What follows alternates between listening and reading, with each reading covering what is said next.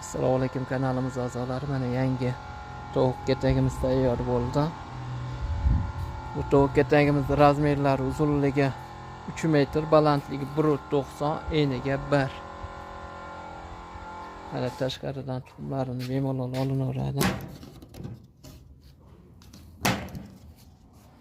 Ikki xonaga ajratilgan, o'rtasidan bo'lingan.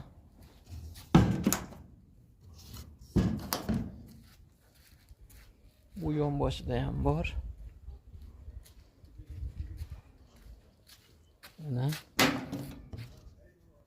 bemalol tashqaridan olinaveradi.